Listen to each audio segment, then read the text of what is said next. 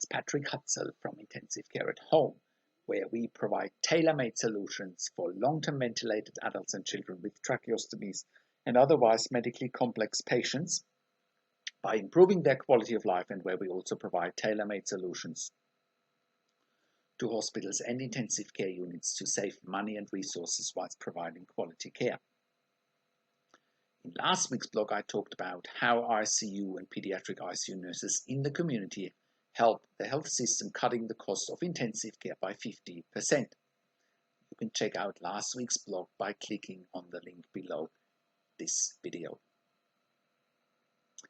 In today's blog, I want to talk about home mechanical ventilation quality standards. After having provided third-party accredited quality home intensive care for ventilated adults and children with tracheostomies and otherwise medically complex patients for over 5 years now, we have learned many lessons of what is working and what isn't working. What is definitely working is that when substituting hospital intensive care with home intensive care, by sending highly qualified and skilled intensive care nurses into our client's home instead of intensive care, we can predictably shorten the stay of long-term intensive care patients. We can continue their care and treatment plan at home when it comes to long-term ventilation with tracheostomies, as well as other medical complexities. Our numerous case studies give testimony to it. Home intensive care instead of hospital intensive care does a number of good things, and I'll give you an incomplete list of what it is doing. For example, it improves the quality of life for patients and their families. It continues care and treatment episodes at home instead of hospital intensive care, and treatment goals can be achieved in a more holistic patient and family-friendly environment. Next, it reduces the cost of an intensive care bed by over 50%. It also frees up in-demand and highly sought-after ICU and pediatric ICU beds that can be used for other patients in need of critical care. It also creates choice for patients and their families. It also creates choice for hospitals and intensive care units.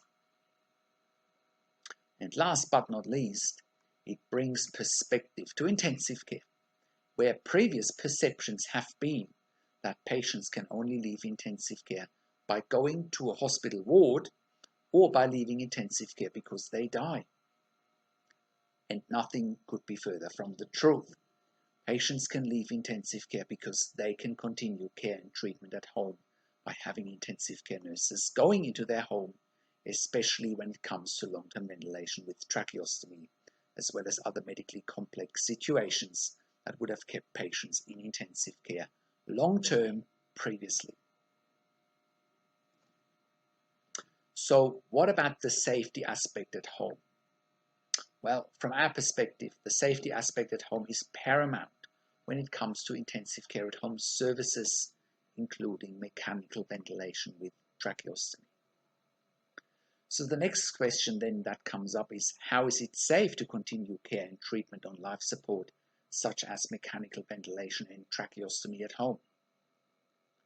If you think about it, in intensive care, nurses and doctors have to go through many years of specialized training to become competent when it comes to mechanical ventilation and tracheostomy. They have to start with basic training and then have to complete supervised practical training and education.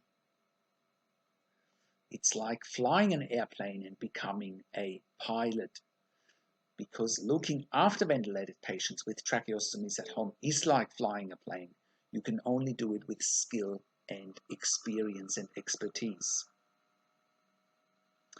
And because at intensive care at home, we are a group of highly skilled intensive care professionals with hundreds of years intensive care nursing experience employed in our service, we are well aware of the safety aspect when it comes to mechanical ventilation with tracheostomy at home. Therefore, we exclusively provide care and treatment at home to the highest standards possible, and those standards are documented in the mechanical home ventilation guidelines. Those guidelines are a product of over 20 years' experience of intensive home care nursing in Germany, the leading country in the world when it comes to intensive care at home services. I was part of a group of intensive care nurses in Germany about 20 years ago when setting up one of the first service providers in Germany to provide intensive care at home for long-term ventilated patients with tracheostomies and otherwise medically complex intensive care patients at home instead of intensive care. Services are only safe because we are bringing highly skilled intensive care nurses into the home under strict guidelines that are documented in the mechanical home ventilation guidelines on our website, and you can check them out on our website. We are doing the same here when we first set up intensive care at home in Melbourne, Australia. We have looked at quality and safety first.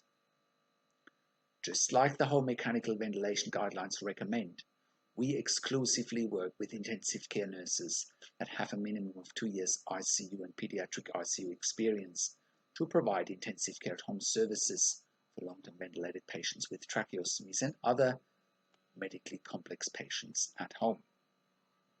As a matter of fact, our average is probably to have 8 to 10 years ICU or pediatric ICU experience per ICU nurse or pediatric ICU nurse employed in our service, which makes us very proud, of course, and it keeps our clients safe.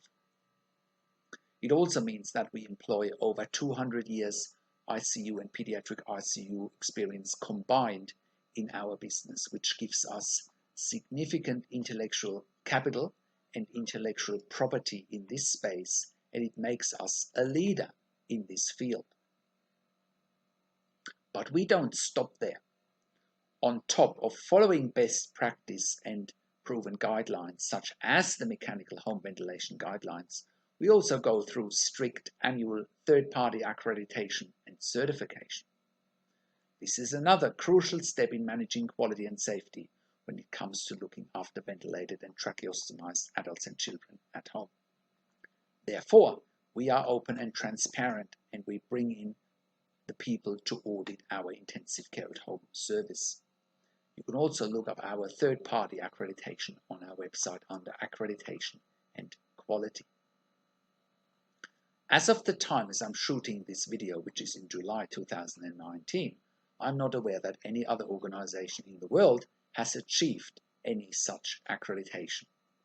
We have therefore accumulated significant and world-leading intellectual property with intensive care at home services.